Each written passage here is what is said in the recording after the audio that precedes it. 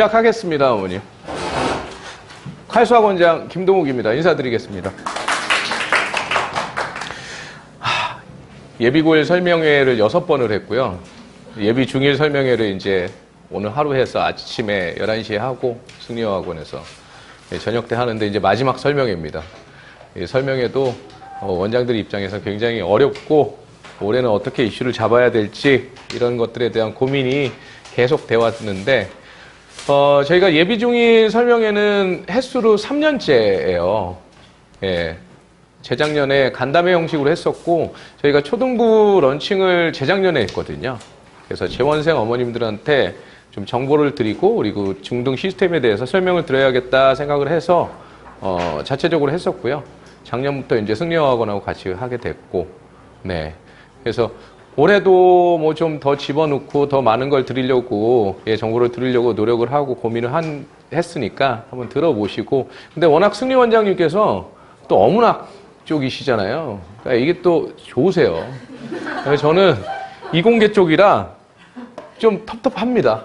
텁텁하지만 대신 이공계 쪽은 직관적으로 이해될 수 있도록 핵심적인 거 위주로 해서 말씀드리도록 하겠습니다. 저희 칼수학학원은 2015년도에 유경 백화점, 유경 데파트 거기서 한 40평대로 시작을 해서 16년도 3월에 학생이 많아져서 그때 확장을 옆에 학원을 인수를 했다가 이 자리로 온 거는 18년도에 왔어요. 그러다가 재작년에 8층을 인수를 해서 8층을 인수를 하면서 초등을 런칭을 했습니다.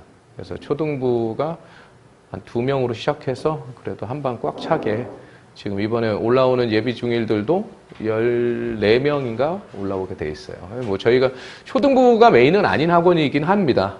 한데 그래도 또 한 번 채워서 또 지금 아마 지원생 어머님들 계실 텐데 뭐 워낙 유희경 쌤이 아이들과 코드가 좋아서 네, 막 되게 잘 융화가 됐던 것 같아요. 제가 오늘 말씀드릴 내용은 크게 이제 교육 과정에 대한 고교 학점제, 입시에 대한 흐름 좀 잡아드리고 그 다음에 공부법에 대한 학습 방향에 대한 얘기 좀 말씀드리고요. 그리고 저희 학원 홍보 좀 할 수 있도록 그렇게 하겠습니다. 일단 22 개정 교육과정 아까 나 원장님한테 들으셨죠? 22 개정 교육과정이라는 말은 22년도에 공표가 됐다라는 거고요. 실제로 내년부터 적용이 되는 겁니다. 근데 여기에 골자가 뭐라고 들으셨나요? 고교학점제였는데 의미가 없어졌죠. 퇴색이 돼버렸습니다. 학점제라는 말은 그야말로 대학 수업하듯이 선택을 하는 어떤 융통성을 많이 주겠다라는 건데 학교 입장에서는 그런 인프라가 잘 구축이 되어 있지 않으니까 유야무야 됐죠. 근데 이게 역사를 보면요. 이게 갑자기 생긴 얘기는 아니에요. 2013년도인가부터 시작해서 계속 얘기가 돼왔던 얘기입니다. 그럼 그때는 이제 10년 후에는 이런 교육을 시키겠다. 고등학생들은 이런 교육을 받아야 돼. 라는 어떤 그 계획을 가지고 정권에 상관없이 문재인 정부 때도 계속 계승을 하고, 물론 이제 디테일한 건 좀 차이가 있었죠. 그러고 나서 실제 시행은 이제 지금 윤석열 대통령 있는 요때 이제 시행을 하게 되는데 문제가 있었죠. 무슨 문제가 있나요? 고교 학점제라 그러면 이수, 뭐 평가에 너무 연연하지 않고 이수의 목적을 주겠다라고 했었는데 중요한 건 그럼 대학교는 어떻게 갈 것이냐 이게 문제인 거잖아요. 그래서 그게 굉장히 뭐 한 1년 반, 2년 가까이 얘기가 되고 있었는데 결론은 고교학점제라는 게 의미가 없었던 이유는 고교학점제는 원래 절대평가를 베이스로 하는 거였어요. 고등학교에서. 근데 상대평가가 유지가 됐죠. 네, 그런 내용들 제가 설명을 드리겠습니다. 네, 뭐 이런 얘기입니다. 목적과 취지, 좋은 얘기들 많이 있죠. 일단 중등 수학 과목 구조부터 좀 말씀을 드릴게요. 일단 큰 틀은 변한 건 없습니다. 변한 건 없는데 카테고리를 5개 카테고리에서 4개 카테고리로 좀 단순화시켰다. 그래서 초등수학과 중등수학을 연계를 시키겠다라는 거고요. 세부적으로 중1 내용을 보면 소인수 분해에서 뭐 최대 공약수, 최소 공배수 활용을 삭제하고 뭐 대표값을 뭐 중3에서 중1로 이동하고 그렇게 큰 차이는 없죠. 중1 내용이. 중2 내용도 큰 차이는 없습니다. 근데 이제 공부법과 연계돼서 제가 좀 말씀을 드리면 과정에서 저희가 고등학교 수학이라고 생각하면 어머님들 무슨 생각 드세요? 옛날 공부했었던 기억하시면 미분적분 뭐 이런 말씀 하시잖아요. 미분적분은 다 함수예요. 함수.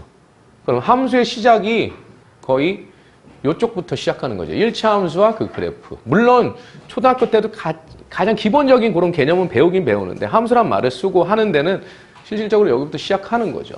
그러다 보니까 중2의 이 1차 함수 그래프, 특히나 그래프 내용이 굉장히 중요한 내용이에요. 이따가 제가 개통도도 만들어서 PPT 그 자료에도 다 있거든요. 그럼 이 함수가 중요하다라는 걸 아셨으면 좋겠고, 그 다음에 중요한 게 이번에 중명이라는 용어를 재도입했다라는 거거든요. 그럼 이건 어떤 의미가 있냐면은 지금 고교학점제, 즉 2022 개정 교육과정에서 좀 방향성 중에 하나가 뭐냐면은 평가에서 오지선다, 객관식 문제를 좀 줄이고 서술형을 좀, 논서술형을 좀 늘려라 이런 내용들이 좀 있거든요. 그러다 보니까 증명이라는 건 서술해야 되는 거죠. 근데 증명이라는 게 옛날에 있었냐? 옛날에 있었어요.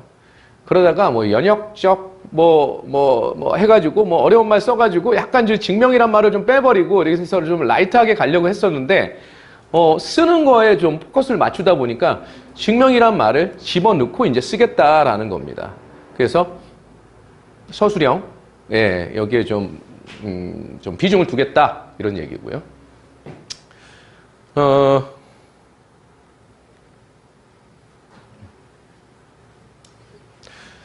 중3 내용 중에서는 2차 함수 최대 최소값이 고1에서 중3으로 이동한 거거든요.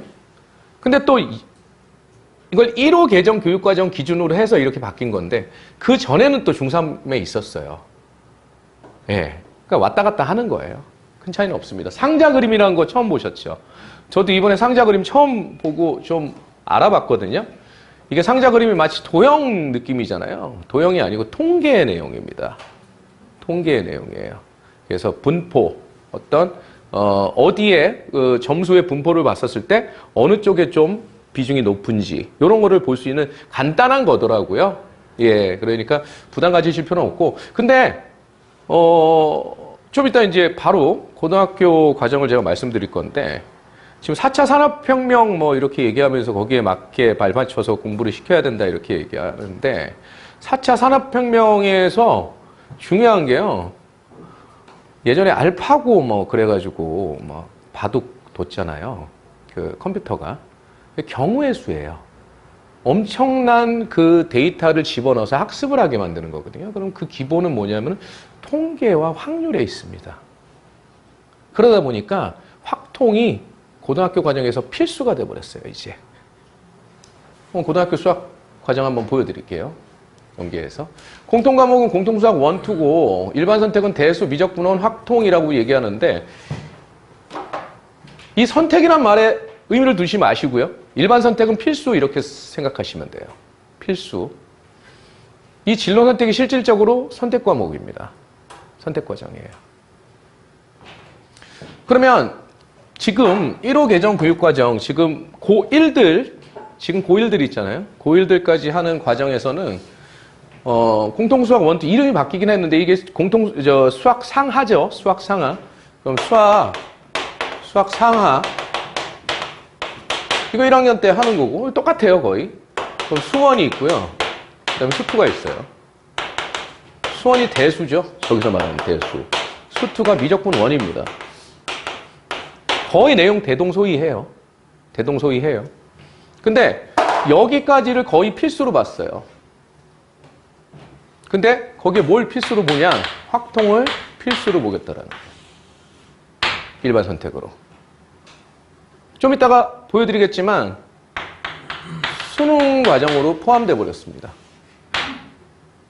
그전에도 수능을 확통을 봤는데요 라고 하시면 확통이 수능에서 선택 과정이었죠.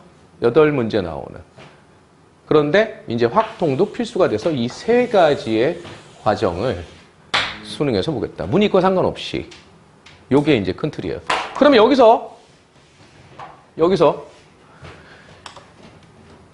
지금 1호 개정 교육과정에서는 이과 가는 학생들은 경우에 따라서는 확통을 안 해도 됐었어요.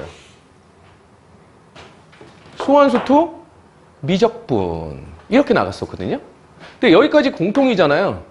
그럼 이과 가는 학생들은 뭘 더 해야 되냐? 미적분을 또 해야 되는 거예요. 미적2라고 얘기하죠. 지금 과정에서는. 미적2. 이걸 또 해야 되는 거예요. 이과 가는 친구들은 늘었어요. 물론 수능은 여기까지 봅니다. 선생님, 수능을 보는 것만 필수로 하면 되고 얘를 안 해도 되지 않겠나요? 됩니다. 정시로 갈 때는.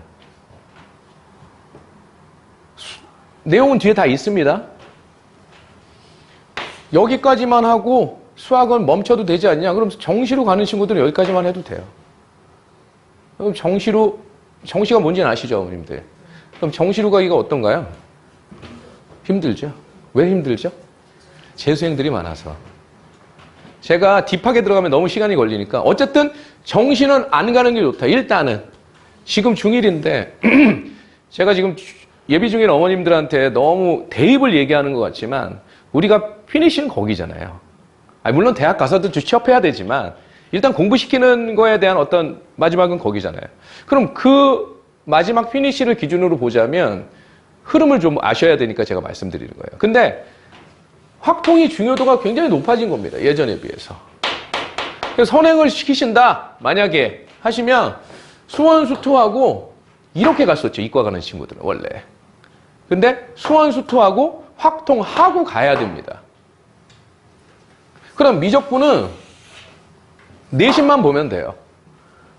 선생님, 그러면 내신 볼 때는 꼭 선택을 해야 됩니까? 이과 가는 친구들은? 이라고 하면 네, 거의 99.9%는 필요하다고 말씀드릴 수 있어요. 0.1%는 뭐 솔직히 말씀드려서 여기 계시는 어머님들이 자녀분들이 저기 정원 미달되는 학교로 생각하고 여기 앉아 계시진 않잖아요. 그런 데는 이공계라도 그냥 뭐 대충 뭐 그냥 돈만 내면 들어갈 수 있는 대학들은 많이 있어요. 근데 그 기준으로 말씀드리는 건 아니잖아요, 저희가. 그렇죠?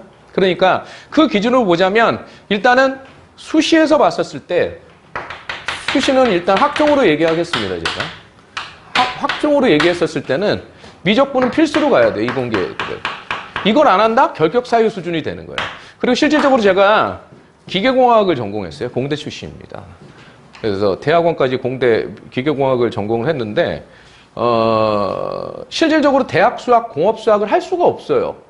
이 미적분을 안 배우면. 그럼 가져가서 만약에 확통까지만 했던 친구가 대학 수학을 해야 된다 그러면은 고등학교 때 미적분 과정을 본인이 공부를 해야 돼요. 안 그러면 할 수가 없어요. 과정 자체가. 이해하시겠죠?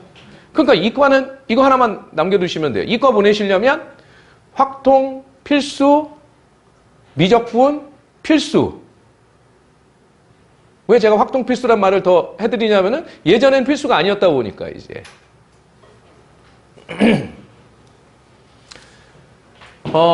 구체적인 내용을 보면요. 행렬이 포함됐거든요. 행렬. 매트릭스라고 얘기하는데 예전에는 행렬을 배웠어요. 고등학생들이. 그리고 수능 과정에도 포함되어 있었습니다. 그래서 행렬이 굉장히 어려운 내용 좀 있었어요. 합답형 문제도 많이 나왔고. 근데 행렬이, 여기 있는 행렬은 너무 신경 쓰지 마세요. 그렇게 어렵지는 않습니다. 아주 기본적인 행렬. 예. 행렬은 이제 대학교 들어가면 선형대 수학이라는 거랑 연결이 되거든요. 그래서 얘도 약간 4차 산업혁명과 좀 연결이 된다고 하더라고요. 그러다 보니까 예전에 있던 걸 뺐어요. 왜 뺐죠? 학업 부담이 많다고 이런 건 필요 없어요 하고 뺐는데 다시 집어넣은 거예요. 실질적으로 지금 고등수학 상하를 기준으로 봤었을 땐 큰 차이는 없다. 세세하게 디테일한 건 있습니다. 예컨대 여기 도형의 방정식에서 직선의 점과 좌표에서 내분점은 가르치되 외분점은 안 가르친다. 뭐 이런 정도의 디테일한 차이는 있어요. 하지만 큰 틀에서는 똑같고 행렬이 좀 더 포함되었다. 이렇게 보시면 됩니다. 대수가 수원인데 거의 동일합니다. 미적분원 수투인데 거의 동일해요. 큰 차이 없습니다. 확통 거의 동일합니다. 뭐 디테일하게는 모비율 추정이 좀 초과됐다. 뭐 이런 정도 수준. 미적분도 거의 동일합니다. 기하는 뭐 지금 당장 고등학교 갈 건 아니니까 기하는 할 수 있으면 하면 좋아요. 할 수 있으면 이과 가려는 친구들은 학종에서 높은 평가를 줄 수가 있습니다. 이게 추가적으로 어드밴테이지가 될 수 있어요. 수학 과목을 많이 한 친구들을 좋게 봅니다. 이렇게 됐고요. 이제 고등학생들 내신 개편안인데요. 뭐 5등급제로 바뀌었다라는 거죠. 원래 9등급제에서 5등급제로 바뀌었다라는 거예요. 네, 그렇게 보시면 되고, 뭐 요건 조금 멀리 있는 거니까 5등급제다 그거까지만 알아두시면 되고, 1등급은 몇 프로다? 10%다 거기까지만 알아두세요. 수능제도 아까 말씀드렸죠. 수학 상대평가 하는데 대수, 미적 분원, 확통을 필수로 한다. 이렇게 알아두시면 되고, 현행 수능제도와 큰 차이는 없지만 문이과와 상관없이 이렇게 하겠다라는 건데요. 요거는 한번 읽어보시고요. 제가 중요하다고 생각하는 건 얘예요. 28학년도 서울대 입시 변화. 지금 예비 중일들이 대학 가는 시기가 몇 년도죠? 대학교 1학년이 31학년도예요. 31년도. 되게 멀리 떨어진 것 같죠? 근데 지금 22 개정 교육과정이 고교학점제 베이스로 해서 이제 과정이 좀 바뀌었잖아요. 근데 이제 3년 차이 나잖아요. 지금 예비 고1부터 첫 해인데, 그럼 예비 중1이랑 3년 차이 나잖아요. 그렇죠? 수능 제도가 많이 바뀔까요? 그렇게 크게 바뀔 것 같지는 않아요. 이건 대변혁이기 때문에. 네. 굉장히 어려운 부분입니다. 공청회도 많이 가져야 되고, 굉장히 어려운 부분이에요. 제가 하나 여쭤볼게요. 제가 이거 예비고1 어머님들한테도 다 여쭤봤던 부분인데, 정시, 수능이 공정하다고 생각하세요? 아니면은 학종이 공정하다고 생각하세요? 혹시 정시가 공정하다고 생각하시는 분 한번, 아무도 손을 안 드세요. 예. 학종이 공정하다고 생각하시는 분들. 괜찮아요. 어머님. 이게 되게 재밌는 게요. 제가 지금 8번째 지금 설명회를 하고 있잖아요. 많은 어머님들이 정시가 공정하다고 말씀하시는데 꼭 한두 분이 학종이 공정해요 라고 말씀하시더라고요. 여기 보시면요. 정시 40% 비율 축소 추진 이런 말이 나오죠. 정시 40% 가이드가 있는 건 아시나요? 혹시 지금? 아시나요? 예. 왜 생겼죠, 이거? 혹시 아시면? 예전에는 학종을 막 늘려가고 있었어요. 그러니까 예전이라는 게 언제냐면은 15년도, 16년도, 17년도 하면서 막 늘렸어요. 조금씩 계속 늘렸어요. 그러다가 갑자기 40%, 정시를 40%를 딱 유지를 해라 라고 가이드를 줬어요. 교육부에서. 물론 안 듣는 학교도 있지만 조국 사태 때 그렇게 된 거예요.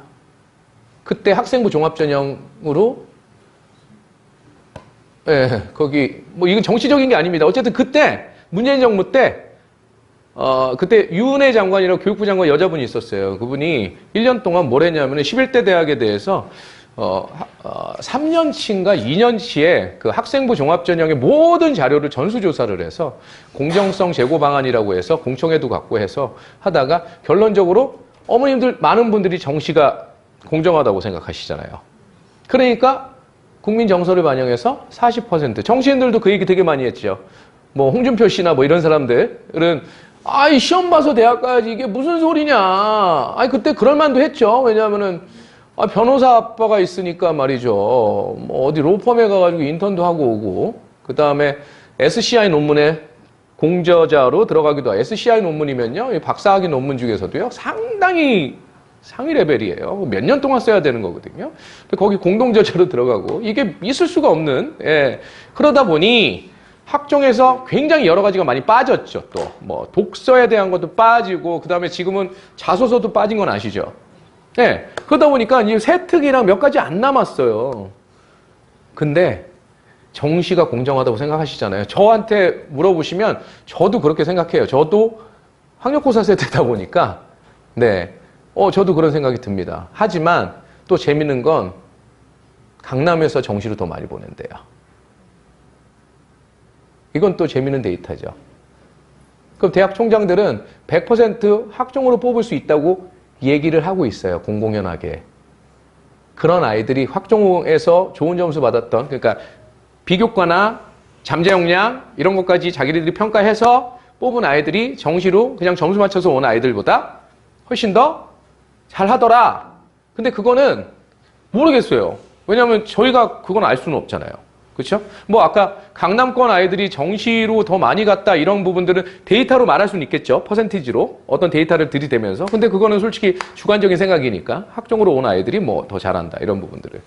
그런데 서울대에서 40% 비율을 축소하겠다라는 거예요. 이거 언제 나온 자료냐면요. 올해 2월 달에 서울대에서 보도자료로 배포한 자료 그대로 끌고 온 겁니다. 네. 원래 지금 대입을 대입 전형을 대학에서 알려주는 게요. 그 친구들이 고1 때 알려주게, 그러니까 전형을 발표하게 법으로 이렇게 정해져 있어요. 바꾸지 못하게. 그러면 지금 예비 고1들은 아직까지 그 시기가 안 된 거잖아요. 내년 발표해주면 되는 거잖아요. 얘네들 28학년도에 대해서. 그런데 28학년도는 뭐죠? 아까 말씀드렸듯이 내신도 5등급제로 수능제도도 바뀌고 그러니까 혼란이 많겠죠. 그래서 서울대에서 가이드를 먼저 잡은 거예요. 자기네들이. 그럼 내용을 보시면 직윤의 세저학력 기준을 폐지한다. 최저학력 기준 뭔지 아시나요? 모르시는 분들 많으시죠? 이거 제가 이렇게 막 이 기초까지 하면 시간이 많이 걸리는데 예컨대 서울대 이 직윤으로 받은 학생들을 평가를 할 때 대입을 저걸 할 때 예를 들어서 국어, 영어, 수학, 과탐 4개 합이 5등급 이내는 해야 된다. 수능으로. 이런 기준을 마련해요. 그러면 1등급, 1등급, 1등급, 2등급이면 되는 거예요.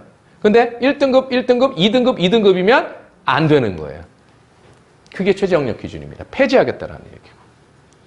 직윤 인원 늘리겠다. 이거는 이제 지방에 있는 학생들 그걸 위해서. 그 다음에 정시 학생부 반영 비율을 확대하겠다. 20%에서 40%로 확대하겠다라는 건데 그동안 서울대는 정시에서 학생부를 받습니다.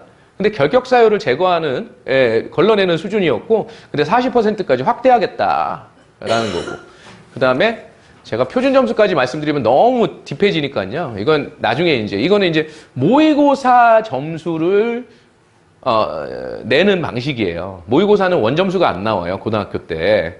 성적표를 보면 표준 점수라는 게 나오거든요. 그거는 이제 나중에 한번 네이버로 찾아보세요. 그래서 표준 점수인데 등급 점수로 바꾸겠다. 등급 점수라는 건 뭐냐? 1등급이면 다 똑같은 점수. 하지만 표준 점수는 한 문제라도 더 맞은 애가 점수가 높은 걸로. 그러면 수능의 변별력을 어떻게 하겠다? 약화시키겠다. 이런 얘기예요. 슬금슬금 지금 정시 40%를 줄이려고 하는 추세라는 거죠. 왜 그렇죠? 이건 또 제가 되게 화두를 자꾸 던지죠. 점수로 가는 거를 줄 세우기라는 표현을 쓰죠. 굉장히 선정적인 단어긴 해요. 저는 제가 아까 제 소개를 안 드렸는데 저는 저희 아들, 딸 연년생이 있는데요. 중계초등학교, 중계중학교, 대진여고, 재헌고 나와서 지금 25살, 24살이에요. 그러니까 이 동네 학부모기도 해요. 예. 근데 제가 왜 이 말씀 드리냐면은 학부모 입장에서 저도 바라보게 돼요. 자꾸 습관적으로. 네. 그리고 조국 사태 때도 저도 입시를 막 시켜야 되는 거였기 때문에 좀 이거 뭐 제가 이런 일을 하는데도 불구하고 마음적으로 아주 그냥 좀 화가 나기도 하고 이런 부분이 있었단 말이죠. 그래서 결론적으로는 그 정시라는 것은 어떤 시민단체들이 있잖아요. 뭐 사교육 어쩌고 저쩌고 뭐 이런 데 있잖아요. 거기서는 줄 세우기다 이런 표현을 쓴다라는 거죠. 아이들이 너무 힘들다 이런 표현을 쓴다는 거죠. 어떤 게 옳은지는 제가 판단하려고 하는 건 아니에요. 하지만 흐름은 그렇다. 전체적인 흐름은. 수능 점수로 가는 거는 좀 줄이겠다라는 거죠. 네, 요 정도 하면 될 것 같아요. 네, 지금 입시에 대한 것들은. 제가 이거 직접 그린 거거든요. PPT로. 그래서 개통이 어떻게 되는지, 어디랑 연결되는지 이걸 한번 보시면 야, 이거 중학교 공부와 고등학교 공부 다 연결되는구나 라는 거를 아실 수 있으실 거예요. 자, 주변 중학교 수학시험 분석인데요. 4개 학교만 했어요. 불암, 상명, 중계, 을지. 예, 을지. 불암이 많이 어려워졌다고 그럽니다. 근데 제가 이거를 다 말씀드리진 않을 거예요. 왜냐하면 이건 어차피 학군지에 따라 다른 거잖아요. 보는 방법만 알려드릴게요. 뒤에 보시면 공시자료라는 게 있습니다. 공시자료 2학년. 이거는 학교 알림이 사이트 들어가면 다 있는 내용이에요. 다 있는 내용인데 실질적으로 공시자료에는 이렇게 74.9점이라고 돼 있어요. 평균 점수가. 이거 난이도를 볼 수 있는 거잖아요. 근데 74.9점을 믿으시면 안 됩니다. 왜 그렇죠? 수행평가를 40%를 주고 나서 한 거예요. 그럼 수행평가 웬만하면 다 준단 말이죠. 그러면 우리가 어머님들이 생각하시는 평균 점수는 뭐죠? 지필평균 100점 만점에 몇 점이 평균이냐 이게 궁금하시잖아요. 그럼 저희가 환산을 했어요. 어떻게 했죠? 74.9점 중에서 40점은 받은 거니까 40점을 빼버려요. 그럼 34.9점이죠? 그럼 34.9점은 60점 만점의 평균 점수예요. 그럼 34.9점에 6분의 10을 계산을 해서 추정을 하는 겁니다. 58.2점이에요. 이해하시겠죠? 예. 네. 그렇게 보시라는 거예요. 이거는 어떻죠? 여기가 많으면 좀 잘하는 애들이 좀 많이 있구나. 뭐 이렇게 정도로만 보시면 될 것 같아요. A, B, C, D, E는요. 이거 상대평가 아닙니다. 그냥 선생님들이 그 시험 문제를 내면서 아웃라인 잡는 거예요. 이 정도 점수 넘으면 A로 봐야 되겠다 하고 학교별로, 과목별로 다 달라요. 네. 그냥 어바웃만 보시면 될 것 같아요. 그래서 이것도 어머님들이 보시고 참고하시면 되겠다. 그리고 나머지 학교는 왜 안 해주냐라고 해서 제가 선생님들하고 토의를 했는데요. 이 자료 만들면서. 다른 학교 이외에 다른 학교는 다 100점 만들 수 있다고. 그래서 4개 학교만 넣었습니다. 3부, 세 번째입니다. 저 심플하죠? 제가 이거 강조하는 거예요. 이거 예비고일들한테도 그렇고요. 이해만 했다고 풀 수 있는 건 아니다. 어머님들이 물어보시는 것 중에 제가 예비고일 반을 하나 운영하거든요. 제가 수업을 많이 하진 않는데 각 학년별로 한 반씩만 합니다.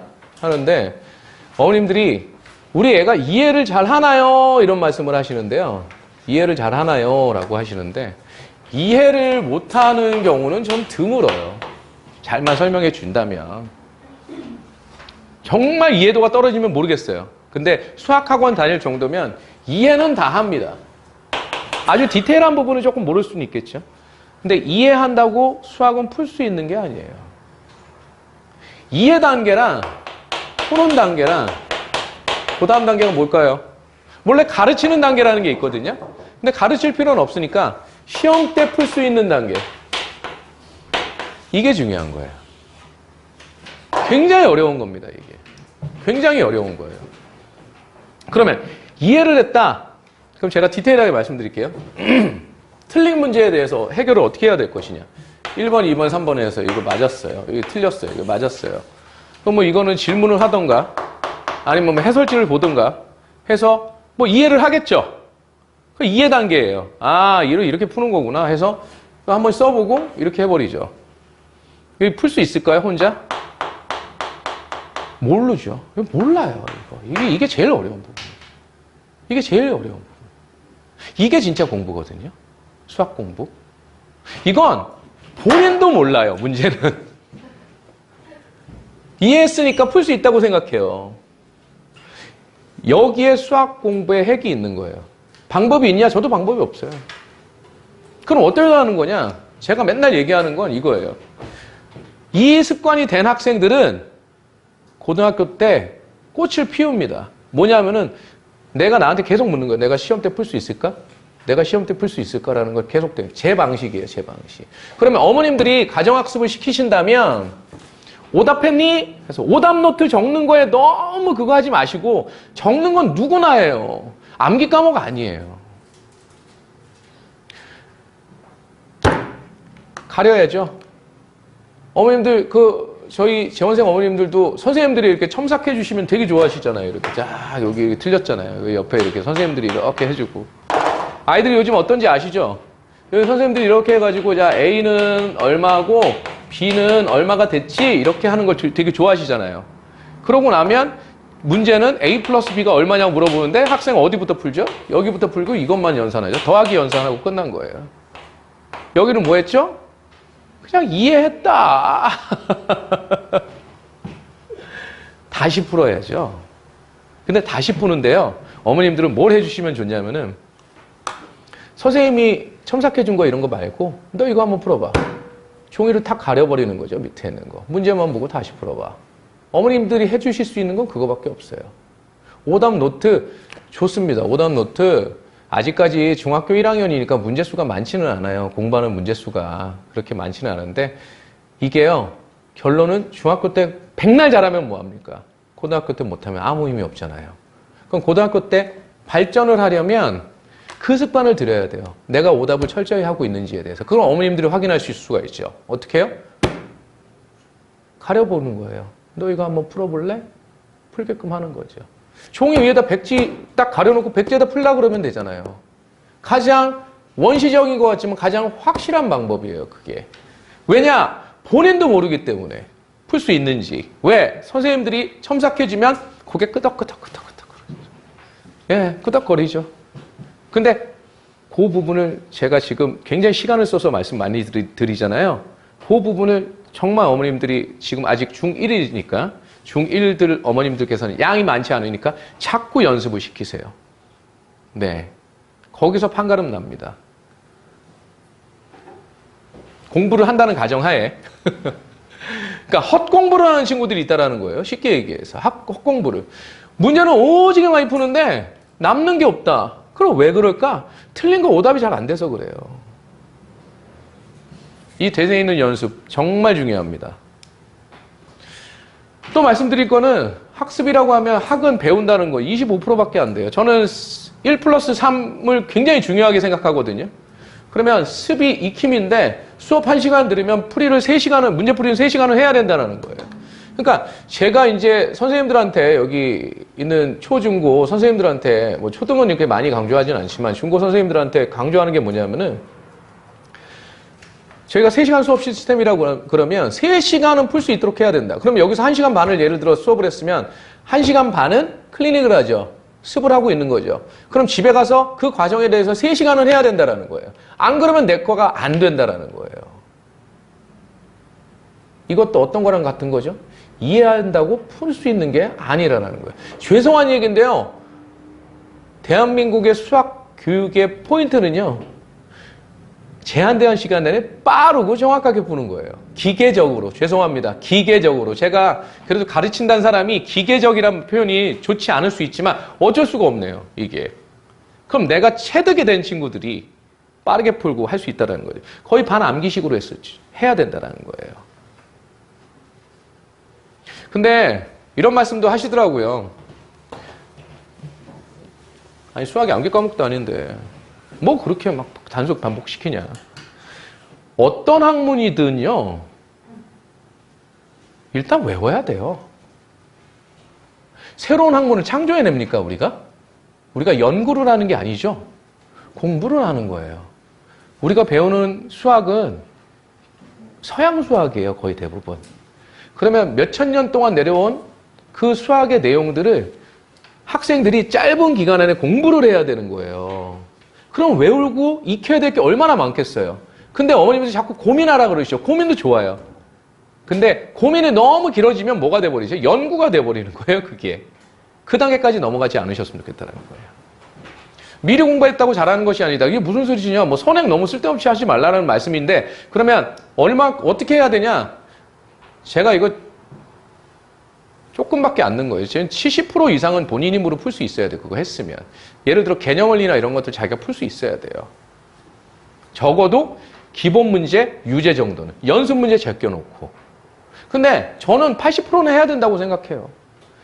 물론 공부를 하고 나서입니다. 바로.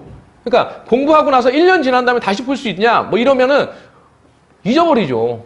잊어버릴 수는 있어요. 하지만 그 과정이 끝나면 혼자 힘으로 풀 수 있어야 된다라는 거고 첫 번째고 두 번째 여기에 플러스 한다면 교재 선택을요 할 때 정말 자기 힘으로 70% 문제지 얘기하는 겁니다. 70% 이상 못 풀면요 그 교재는 그 친구한테 맞지 않아요. 이거는 진리예요. 왜 그런지 아세요? 어머님들이 지금 딱 중1 어머님들이 굉장히 선행에 대한 부담감을 가지고 계실 거예요 아마.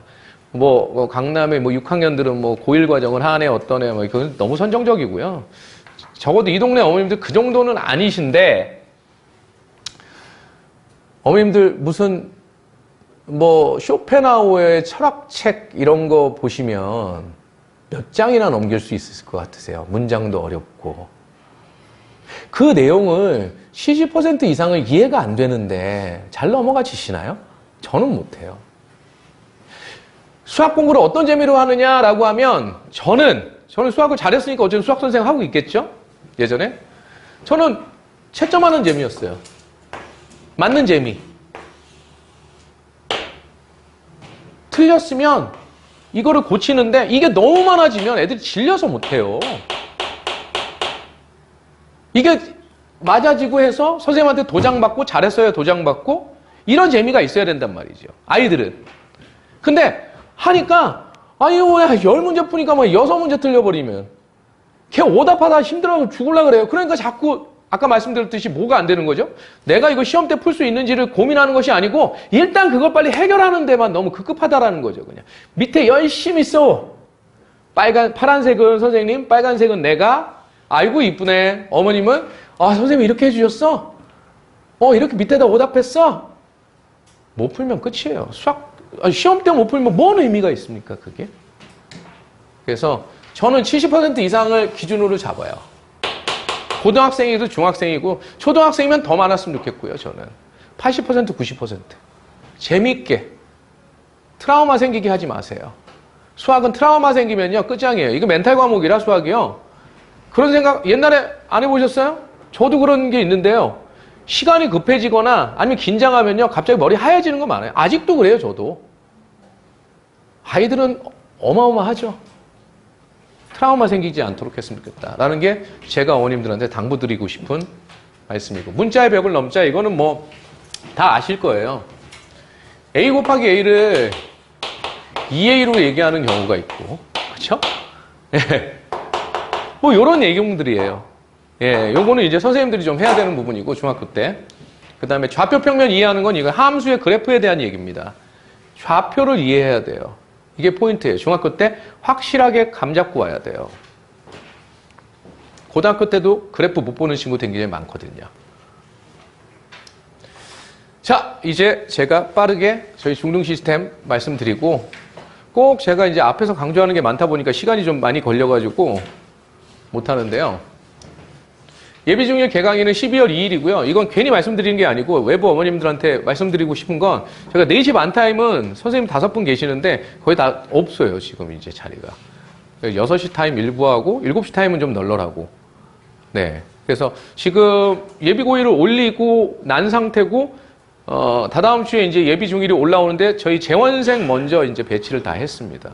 그러고 나서 이제 외부생들 받는 걸로 그렇게 돼 있거든요. 제 원장님 오셔가지고 창피하긴 한데, 여기 중등부 무학년제 시스템을 저희가 이 동네에서 무학년제란 말을 처음 썼어요. 근데 이것도 이거 교육청에서 못 쓰게 하는 단어예요. 선행 이런 금지법 여기에 걸린다 하더라고요. 그래서 제가 어제도요, 다른 원장님들이랑 잠깐 맥주 한잔 할 일이 있었는데 옆에 테이블에 다른 수학학원 원장님이, 저보다 좀 나이는 좀 젊은 원장님이 저보고 칼수학 원장이라니까, 원장님 블로그 잘 보고 있다고. 저희를 좀 많이 따라 하시긴 하세요. 아까 선생님들하고도 얘기를 했었는데, 근데 노하우는, 디테일한 노하우는 따라하기 힘듭니다. 수업 시스템 정원, 그 다음에 시간표 이런 건 따라할 수 있겠죠. 무학년제라는 건 말할 수 있겠죠. 근데 저희가 15년도부터 차곡차곡 쌓아온 노하우는 내공은 가져갈 수 없다라는 거죠. 아시죠? 1대1 개변 맞춤식 수업이고, 주 3회 기본 시스템 말씀드리는 거예요. 회당 3시간 수업을 하고요. 현행 플러스 선행, 현행 플러스 선행, 현행의 심화 과정, 그 다음에 내신 심화 과정, 이렇게 시간을 3번 오니까 1번 플러스 2번이냐, 2번 플러스 1번이냐, 이걸 융통성 있게 처리를 할 수 있다는 거예요. 이런 것들에 대한 노하우가 체득이 쌓여 있다는 겁니다. 일단 이런 것들이 디테일인데요. 일단 처음에 등원을 하기로 결정을 하면 그 친구 일주일 정도 이내에는 언제부터 언제까지 무슨 교재를 하겠다라는 거 계획을 어머님들하고 조율을 해서 보내드려요. 중등부에서 개별적으로. 네. 물론 업데이트를 할 수가 있습니다. 중간에 약간 변동이 될 수는 있어요. 하고 매일매일 데일리 테스트를 봅니다. 이 데일리 테스트를 결과를 문자로 발송을 해드리죠. 김동욱 학생이 제가 김동욱 학생인데 김동욱 학생이 숙제 완성도 데일리 테스트 결과 뭐 어떻게 해서 오늘 코멘트 간단하게 매일매일 모든 학생들을 문자 전송을 하고요. 뭐 특별한 일이 있을 때 우리 자체 모의고사를 봤었을 때 모의고사가 지금 현재 어느 정도 수준에 와 있는지에 대한 또 문자도 보내드리고요. 이런 거를 못 따라한다는 거죠. 메소홀릭 시스템 저희 재원생 어머님들은 대충 아시죠? 모르실 것 같아서 간단하게만 말씀드릴게요. 이거 저희가 이것만 하는 건 아니고 이것도 한다라는 겁니다. 우리가 센을 보면 여기 대표 유형이 있고요. 2번, 3번, 4번 해서 이렇게 2단 편집돼서 이건 하나의 유형이라고 표현하죠. 유형. 그래서 유형명도 이렇게 나와 있는 책들도 있는데 요 네모 하나가 하나의 유형이에요. 저 덩어리. 그럼 여기서 문제를 쭉 주잖아요. 두 문제씩 줘요. 두 문제씩 주면 노란색 뭘까요? 답을 입력하면 하나 틀렸다라는 거예요. 그 두 문제 중에. 빨간색은 두 문제 다 틀렸다는 얘기고 녹색은 두 문제 다 맞췄다는 얘기예요. 아까 제가 오답 노트 말씀드렸잖아요. 쓰는 것도 좋은데 가장 좋은 게 뭐겠어요? 그 유형의 새로운 문제를 풀 수 있는지를 확인해야 되겠죠. 그러면 노란색이나 빨간색을 터치해서 들어가 보면 이런 화면이 떠서요. 자기가 틀린 문제에 대해서 해설을 볼 수가 있어요. 그러면 이해를 했다. 아까 말씀드렸던 이해 단계. 그린 챌린지 눌러보면 그 유형의 두세 문제가 제시가 됩니다. 그 유형의 새로운 문제. 그럼 이 문제를 다 맞으면 어떻게 될까요? 녹색이 되는 거예요. 그래서 여기서 그린 챌린지라고 표현하는 거죠. 태블릿이 한 50대가 있죠. 저희 학원에. 그러면 여기서 데일리 테스트 하면서도 이거 오답 유사라는 또 개념도 있는데요. 일단 핵심 개념만 말씀드리는 거예요. 너무 많으니까. 그래서 틀린 거에 대한 피드백을 온라인상에서 좀 처리한다라는 겁니다. 효율적으로. 그러니까 선생님들이 해주기도 해요. 시중교재에서. 해주기도 하는데 이걸 가지고 좀 더 효율적으로 하는 것도 한다라는 말씀을 드리는 거예요. 뭐 그런 말씀 하시더라고요. 태블릿으로 공부하는 건 싫어서요. 이러시던데 태블릿으로 공부하는 거 저도 싫습니다. 아이들이. 근데요. 아셔야 될 게 있어요. 제가 이 메소홀릭 시스템을 2015년도에 제가 이제 도입을 해서 1년 정도 저희가 검증을 했어요. 자체 검증을 하면서 1년 동안은 그냥 시험 적용을 해봤어요. 제가. 딱 1년 해봤습니다. 1년 하면서 저희 아들이 그때 예비고1이었거든요. 지금 24살인데 예비고1이었는데 너 한번 이거 태블릿으로 한번 이거 유형 분석 이 오답을 한번 해봐. 한번 방학 동안에. 그래서 저희 아들내미를 시험 적용을 했더니 이거 생각보다 재밌는데? 이것도 녹색 만드는 재미가 있어요. 그러더라고요. 그래서 이제 점차 해서 메소홀릭 쓰는 학원들은 몇 개 학원이 있어요. 이 동네에도. 근데 거기는 이제 대부분 페이퍼를 뽑아주는데요. 지금 생각보다 학생들은 특히나 예비 중일 같은 경우는 어머님들, 아버님들 세대하고는 좀 다릅니다. 너무 옛날 생각하지 마시라는 거예요. 예.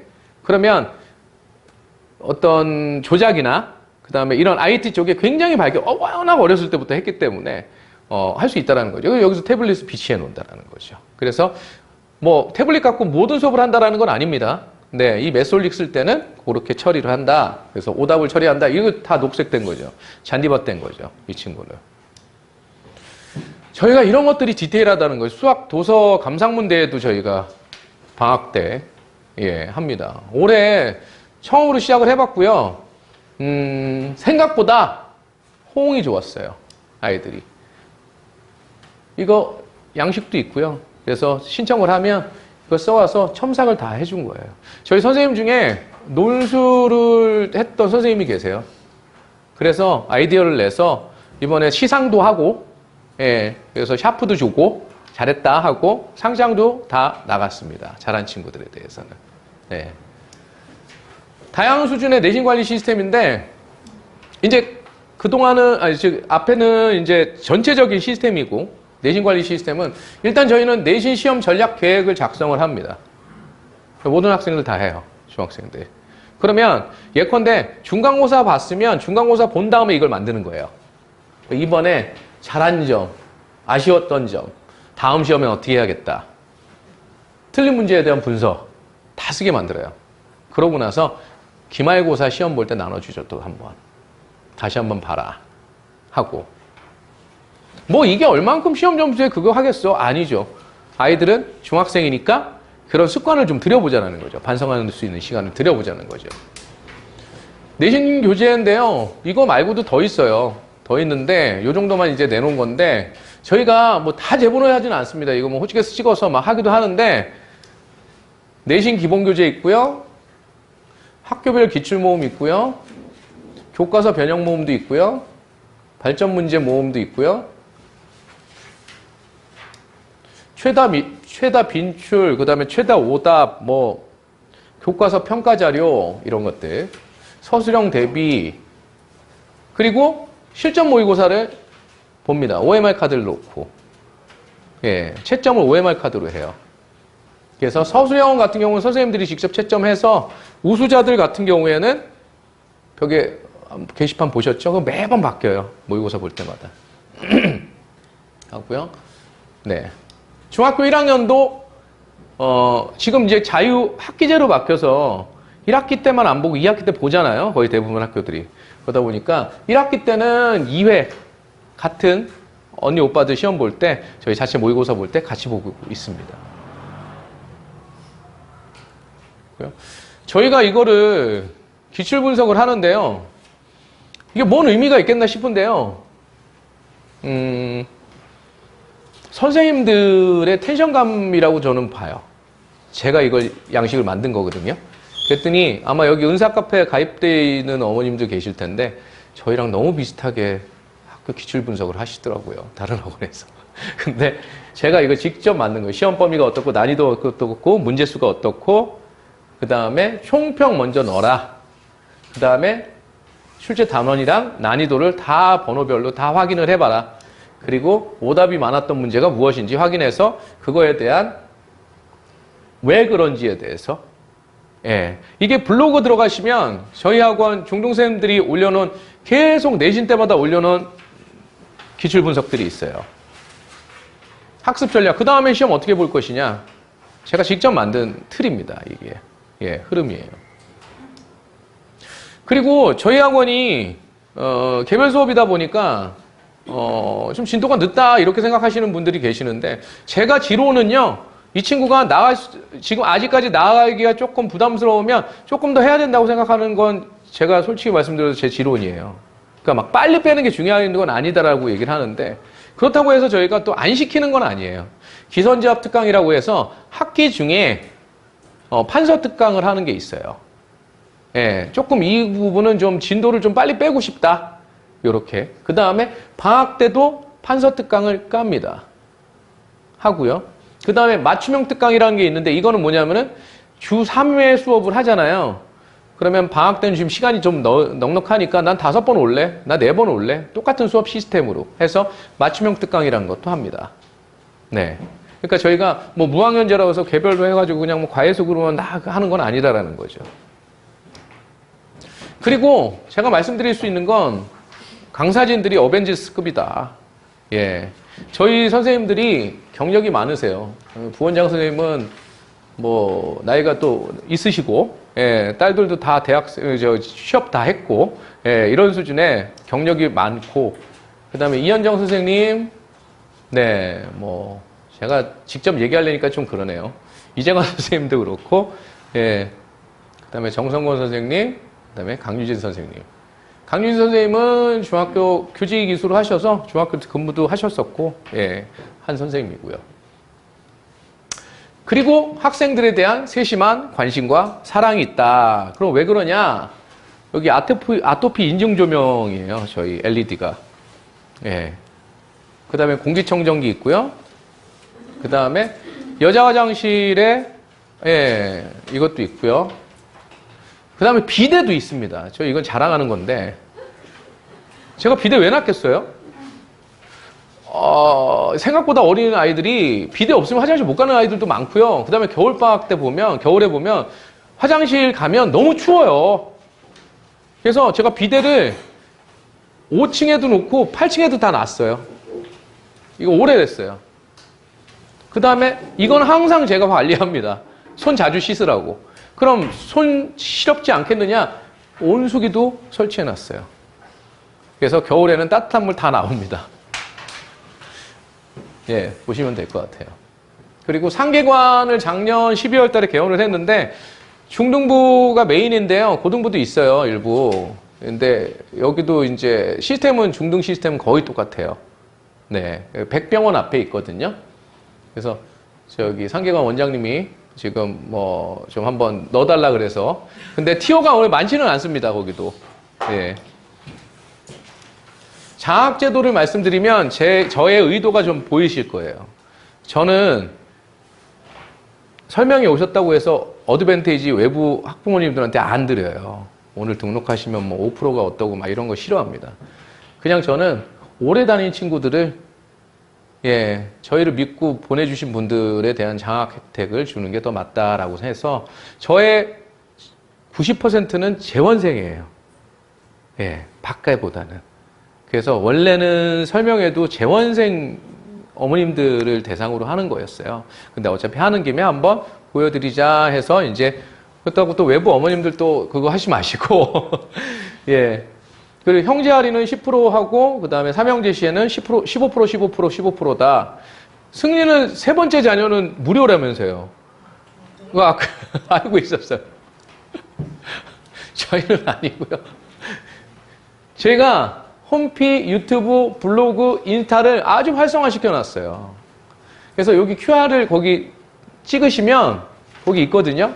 QR을 찍으시면 거기 페이스북이라고 혹시 잘못되어 있을 수가 있어요. 그 프린트에는. 그 인스타로 연결되는 QR코드입니다. 그럼 들어와 보시면 저희의 활동을 보실 수가 있어요. 실질적으로.